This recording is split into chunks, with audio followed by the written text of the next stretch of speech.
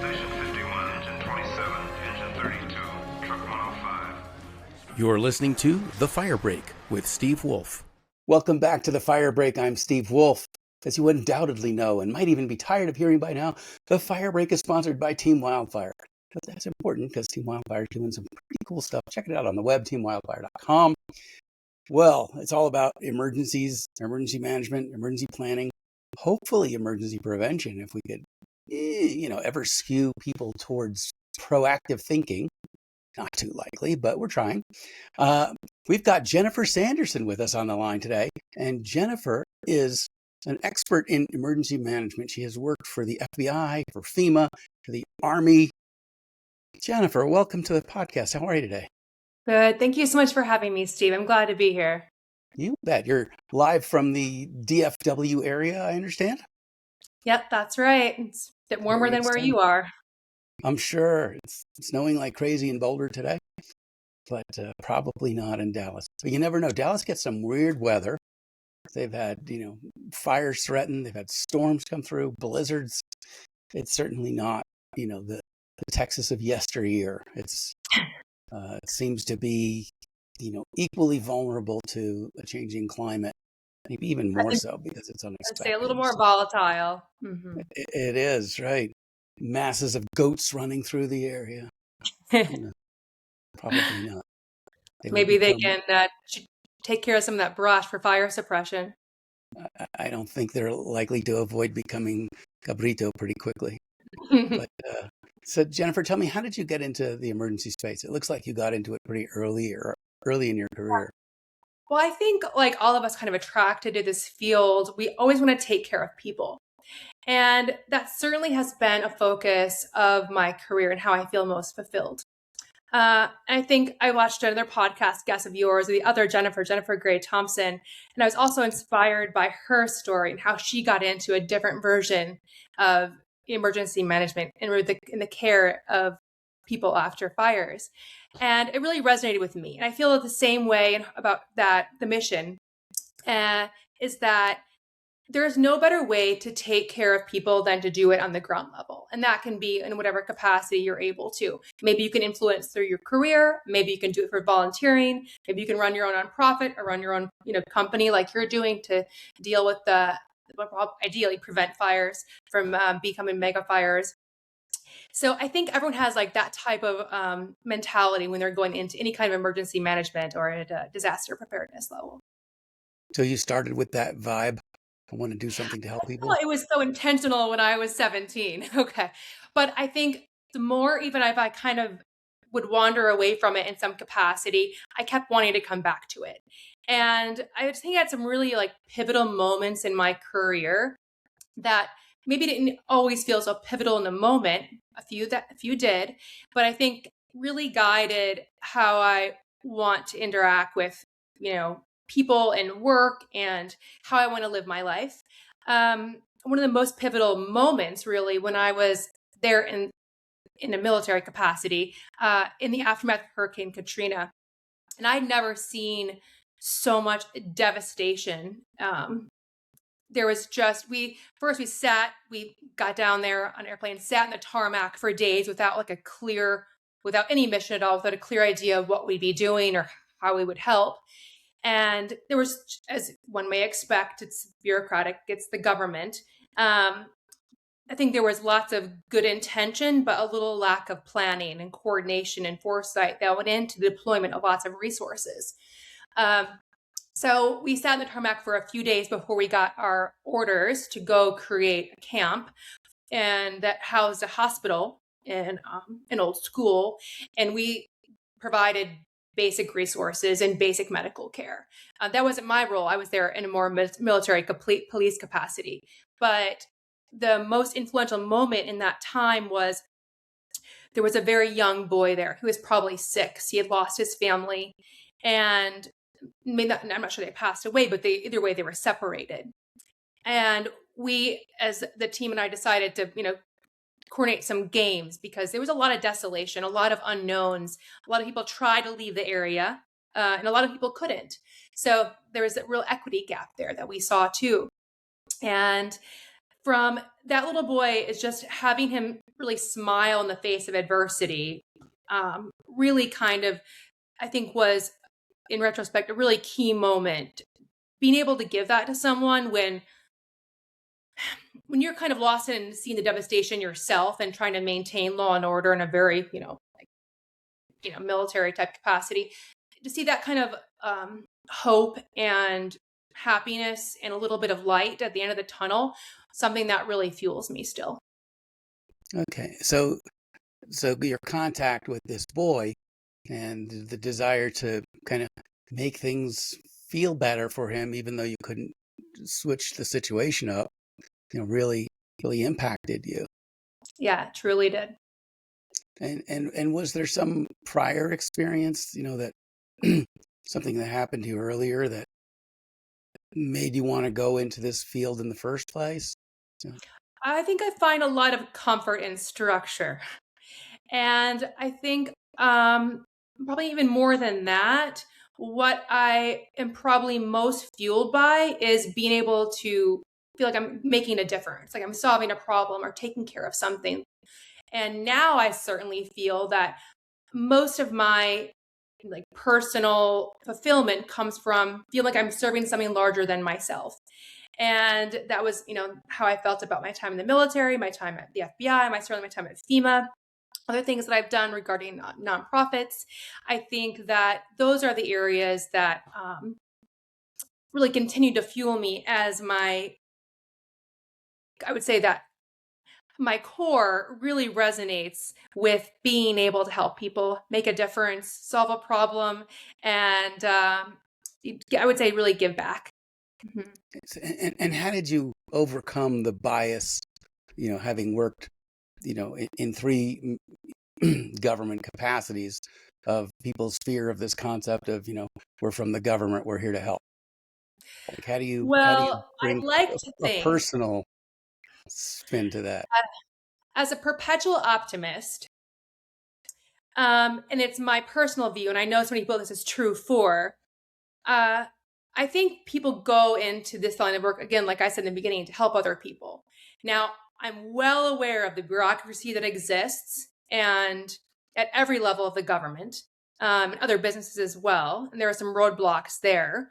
And there's a lot of mistrust that disaster survivors may experience in the aftermath of a disaster.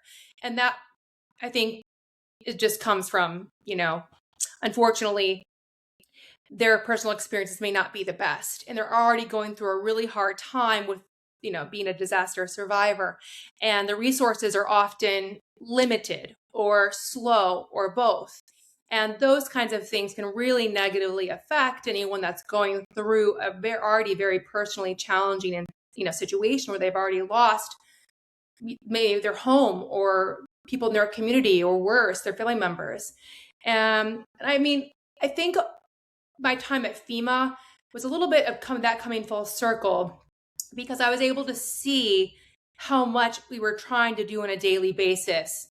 We're obviously not immune to the bureaucracy, but on the day-to-day, we're trying to answer the phones as fast as possible to help as many people as possible. We're trying to push the packet, so the approvement of funds through as fast as possible and accurately as possible, so we can get the people the assistance that they need.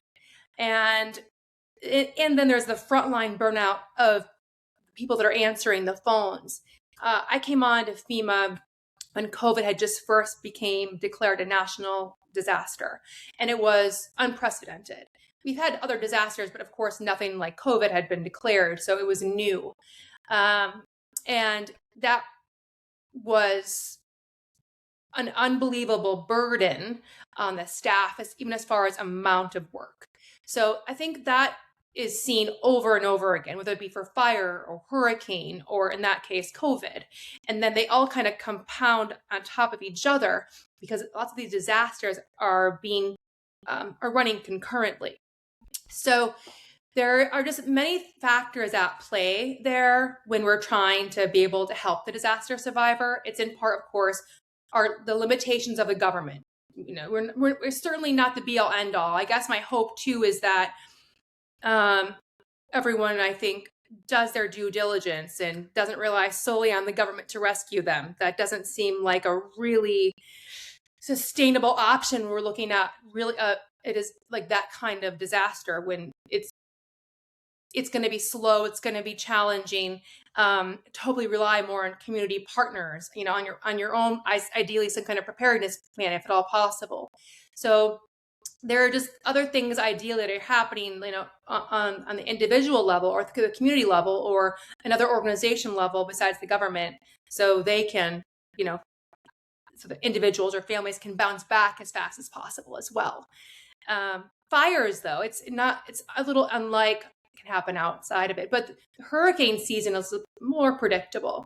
It starts in July and really goes through November, but doesn't only happen during that time.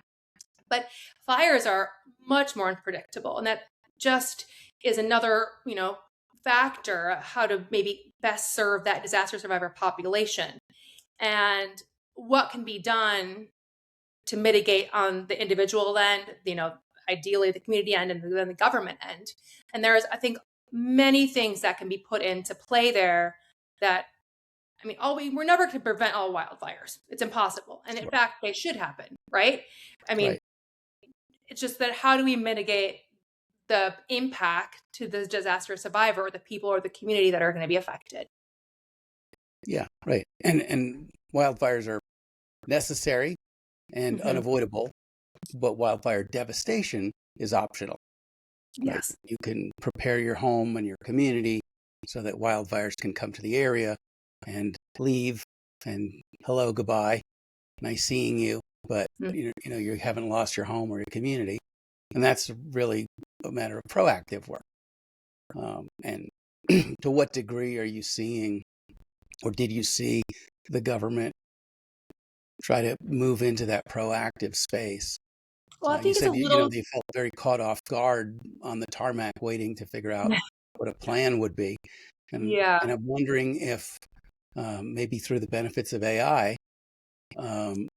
People are able to pre-game out exactly what infrastructure would be lost and what housings would be lost and be able to create plans in advance before things happen. I think AI, well, I'll just back up. I think since Hurricane Katrina even, FEMA has came such a long way in the tools that they have, the forecasting models, the resources. But those aren't necessarily givens. They're kind of at the mercy of any administration and budgets. So I think that we're really in a truly, I don't want to speak for FEMA. I should caveat that. I speak for myself. I don't want to speak for any organization I may have ever worked for. But I think that they've come such a long way since Hurricane Katrina in so many positive ways.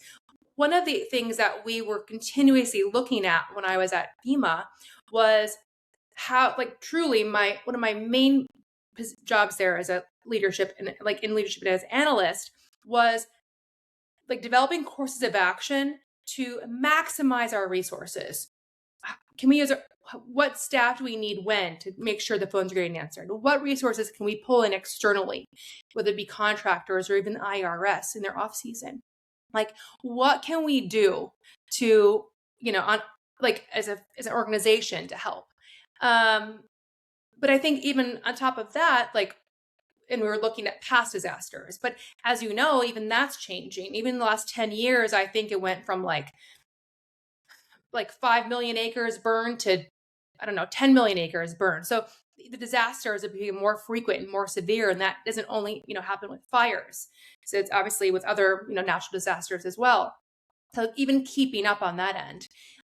The technology that we're even using internally, we're trying to make sure we're helping, answer the phones and get people the assistance as fast and accurately as possible. Unfortunately, there's, still gaps there because if 1 million people are calling, well, we don't have that. It would be impossible to have that kind of resource on standby. And unfortunately, those kinds of gaps will always exist if we're talking about a one-on-one interaction. But there are other ways to register for assistance as well, not just the phone. but those that requires some education. And those people that are, I should say, the populations that are routinely affected by hurricanes, they know what to call. They're calling FEMA this probably before it hits. They are ready. But the people that have never been affected by a disaster, which I think is even maybe fires are more one-offs because they're not as maybe localized, geographically. They've never been through disaster. They don't know what to expect. They don't know what resources they have, and that happens, I think, at every level of government. The local level and up to the federal level. So I think the government is doing as the best they can. I'll say, I think there's a lot of advocacy happening, but there are still some such limitations. I think that it's best to, branch out what your resources, may include other than the government. And it seems like most of the advice is targeted probably appropriately towards the individual and towards the homeowner and the household. The government, ideally, I would not say should be your sole source of assistance. And I think, yes, the individual, but I love the idea that there would be more support for community awareness or preparedness. And that's something FEMA has facilitated, groups, as far as what to do, where to go, what the steps may take. And it may have been maybe more in line with floods per se, but there's no reason the same education can't happen also proactively with fires. This is not my area of expertise, but maybe the homes should be separated more. The vegetation that put in place should be considered. This is something I would be aware of, like, how do I get out the fastest and where am I going to go when I get there? Like those kinds of things.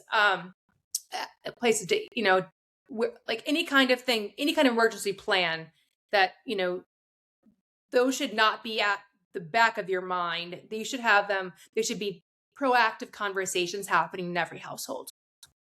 I see a book coming out, right? The Evacuation Route Restaurant Guide. Gotta feed the people. Go while you're evacuating. Yeah. Right. But this shift, appropriately towards individuals being more responsible for their safety and how they get through disaster periods kind of was a good preparation for what we're seeing now as we see reliance on the federal government shifting, really because of cutting the federal budgets. It's shifting more responsibility to the states, which is, moving things more towards the individual, which is where it started. Are there states that you think are just unprepared to take over what FEMA did for them? And I'm not asking you to name states, but sure. I'm sure some states, relied massively on FEMA and government aid every time something happened, and now these states are trying to figure out, how do we do this? Can we afford to do this? Yeah, what are you I seeing there? certainly can't speak for any state, but I think there's individual assistance and then public assistance. There's two parts to FEMA, which one lends it, or I should say, offers assistance solely to individuals, and others is more business focused. And I think that's important just to recognize because I work with the individual assistance portion. So when we're looking at this like kind of reallocating any onus onto the state, there can be some pluses there. Now, they know demographically, they know more about the resources locally, they can ideally activate more community resources. So I think there are pluses that may exist if the coordination is strong within their respective governments. Now, I can't speak to any specific state, but some states are, I'll say, used to some forms of disaster, whether that, based on their geographic area and, what had been happening. But even we're seeing those shift and change with climate change, like who is maybe more affected by floods or fires or hurricanes. There are some, obviously some, changes there. And some people just are not likely to call because maybe the money that FEMA is offering doesn't touch the amount they lost. Or others are just extraordinarily self-sufficient that they're like, we don't need FEMA for this. And maybe would be first California and second Alaska, So people sometimes don't call for different reasons. And And then there are people that always call, like maybe the company I just mentioned, along the Gulf Coast. There, I think they after Katrina, I think we did a really good job of FEMA, but did a good job of putting themselves out there. Be like, call us, we're here to help. And I mean, and that's truly the case. So many people that work at FEMA work there because they were positively impacted by FEMA's assistance.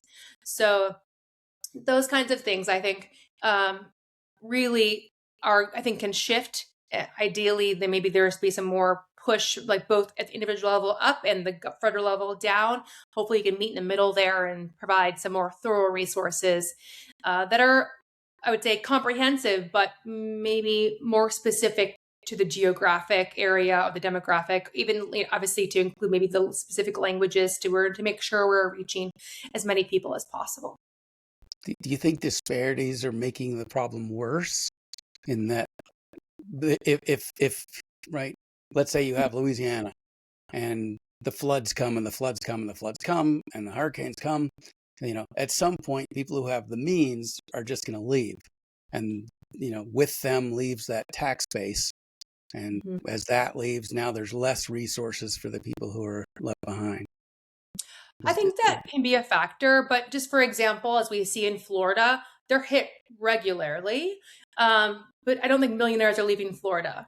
So no, the tax breaks are too compelling. It's fair. It's fair. And then I think another thing there is just an aside. What we were seeing in Florida and other places sometimes is then they can afford to stay, but maybe they're having a hard time getting insurance, or there is no insurance. So that is becoming more pervasive. Even when I was going to recently renew my own home insurance when I was living in Arkansas, they talked about not wanting to insure because of earthquakes, which I was a little caught off guard by, and tornadoes. But tornadoes aren't so shocking. I think we all know it's kind of moving to the east compared to maybe what it was. But I think those kind of conversations that are happening at the levels within insurance, maybe how do we take care of that population, or is house insurance eventually going to be a thing of the past? And if so, how do we mitigate that? So, I obviously don't have the answer, but just a consideration, we're talking about the populations that are affected.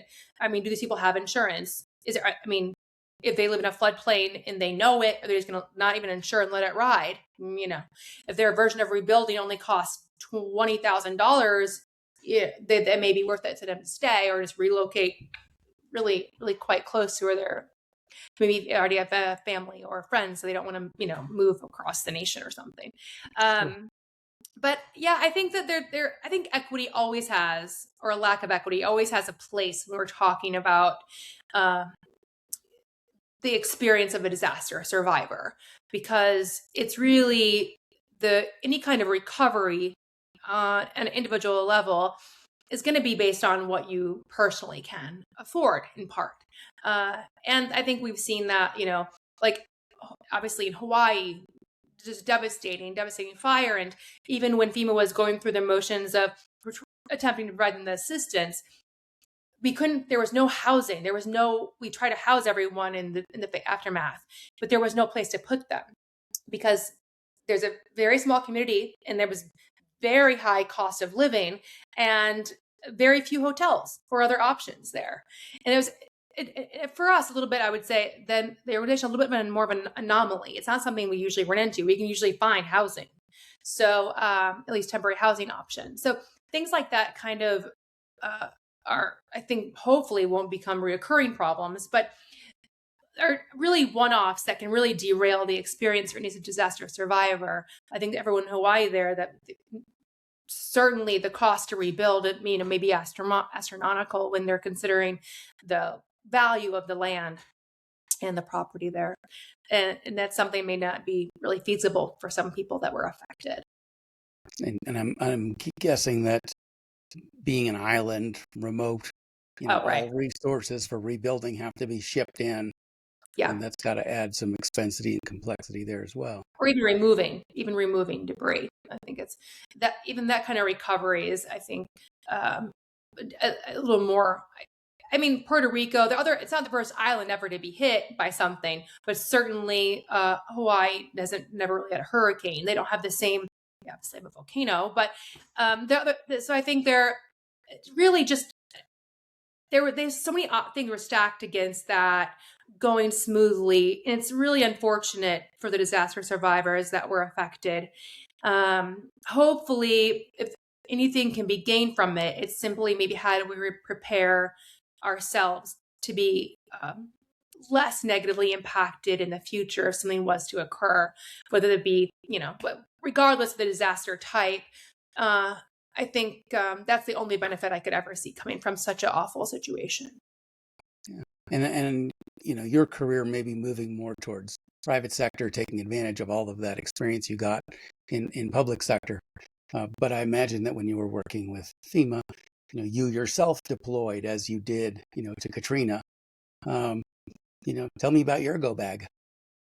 So I didn't actually deploy with FEMA. I was in the individual assistance. There are agents who answer the phones and those that get deployed. When I was at FEMA, I was in the administrative section who took care of all of the response, as in phone calls and submission of disaster survivors for their funds to be released. So that is the support that I did on that end.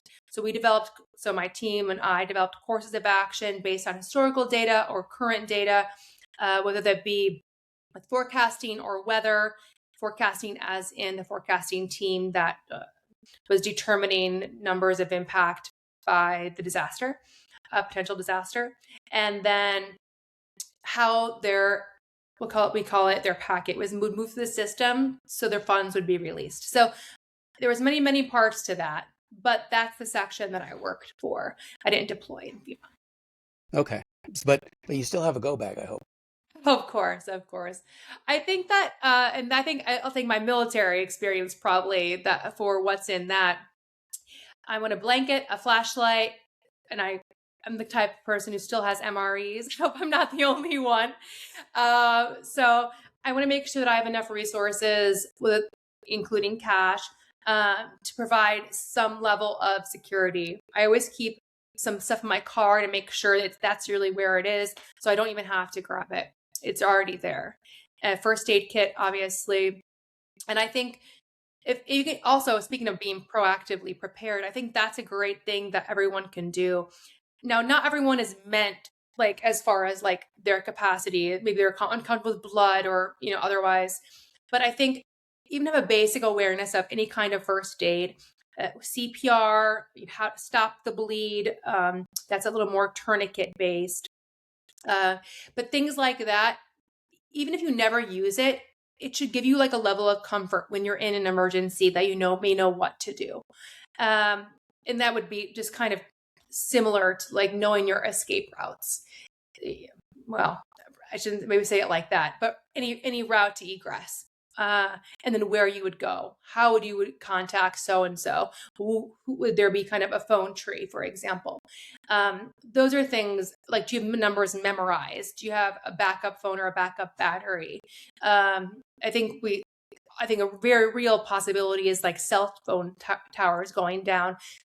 And then how are you going to deal with that? I think people are quite reliant, if nothing, not even on the phone, but maybe even on the GPS, and maybe knowing potential routes and maybe what's high ground or where could there be like limited debris areas and how and where to regroup. I think maybe more than what you have is maybe the thought process of how do I make myself and or my family safe in this situation? Your house is a non-issue. Like the only focus in any kind of disaster declaration, that's especially an imminent threat, it should be your physical safety. And then after that, your mental health, your mental well-being, because there's so many factors that kind of go into that level of self-care that just can't be discounted. So you talk about the importance of that, taking care of your physical self and your mental health, and you say, the house is a non-issue. But I imagine for a lot of people, the house is a big issue, and any evacuation is preceded by running around your house, thinking like, what can I take? What should I save? Unfortunately, and I hope that that's never a factor about loss of life.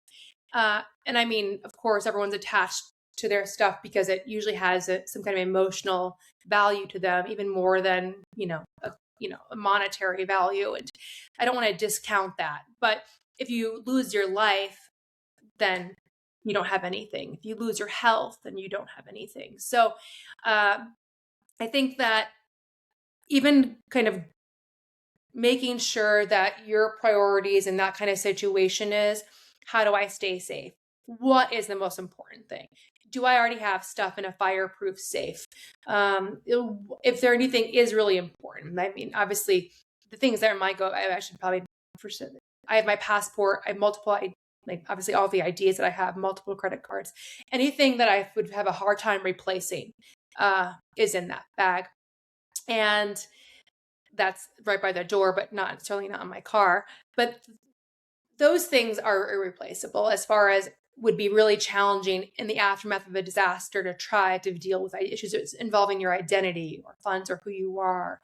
And no one wants to go to the DMV or RMV after a disaster. So if those kinds of things you can have would be good. But as far as the physical house, I think you hope to come back to it, and you hope to come back to it fully intact. And of course that can happen. I mean, I think we've all seen the happy endings of people returning, and maybe not only their house is there, but the dog they couldn't find is also there. And those are just the greatest blessings. They still give me a happy tear when, that's able to happen for anyone. So, but you can't prepare for best case scenarios. So I think it'd be to everyone's benefit to prepare for worst case scenarios, save those minutes, save yourself a little bit of stress of having to try to plan in the moment when it could be done, before the disaster hits. With your background, I was surprised you said, your passport and multiple credit cards. I thought maybe you were going to say multiple passports. No, not that fun. Okay. And when we think about a disaster impacting a community, or we think about a wildfire, the footage on the news is always the burnt buildings, right? Or the devastation. And really, that's just charred lumber. That's not the story.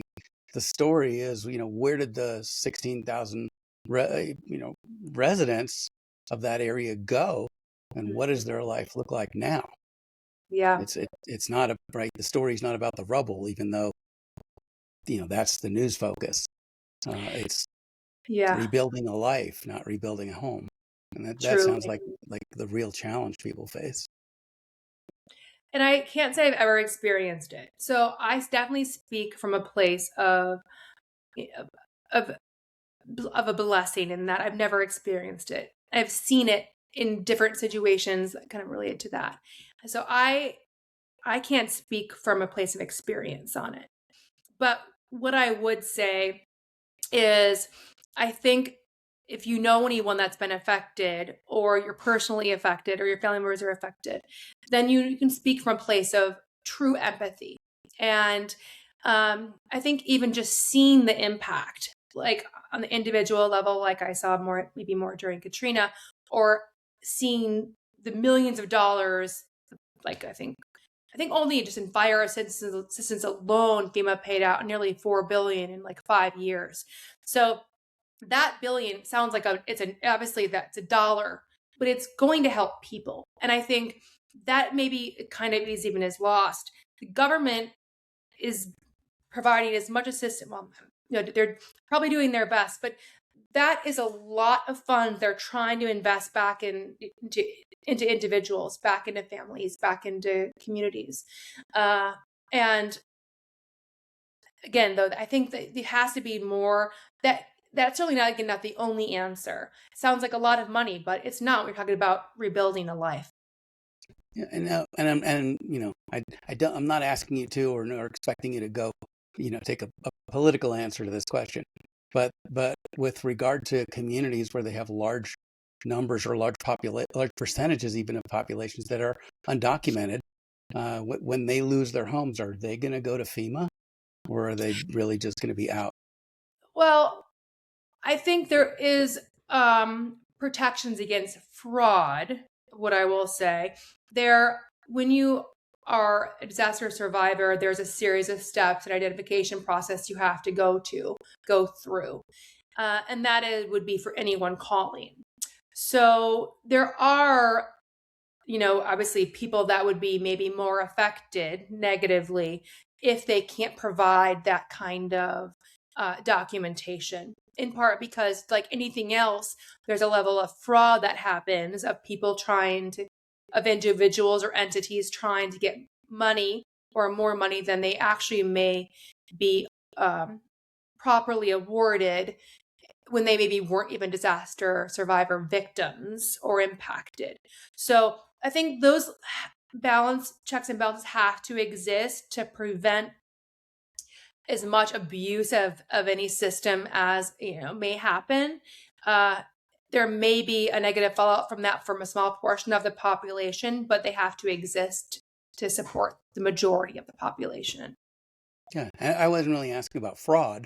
I was just asking about people who are, here on an undocumented basis, and if their house goes up in a fire, because of their immigration status, they're very unlikely to ask for help in rebuilding. I would say they're probably unlikely to ask for help for anything. Rebuilding would be, I don't even know if that would be the forefront of, I think when they're already a population they're probably already struggling for different reasons. And then to add that kind of disaster on top of it, and one that can be mitigated through federal means, would be challenging, even more challenging. Certainly. What do you see as the future directions in emergency management? Where are things going? How do you think things are going to be different a decade from now? Well, that's a long time. I hope that... at your age, it feels like a long time. At my age, it feels like, 30 minutes. I think it's a long time because I feel like a lot of progress can be made in 10 years, maybe specifically in regards to preventative steps. Maybe some more technological resources can be implemented both in the government at the community level. And maybe pushing down some of the resources lower, or their requirements versus is lower, past the government level. There can be even more empowerment and awareness to the individual. So I don't know that that's all bad.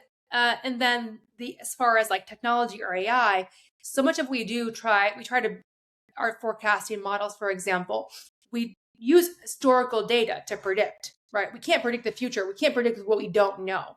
And so that hopefully even the AI and the technological resources in regards to that can really grow, maybe to do more predictive analysis of where is higher risk, where is lower risk, what can we do, to mitigate it at any level, whether that be like engagement, like personal engagement, whether that be information sharing, between agencies.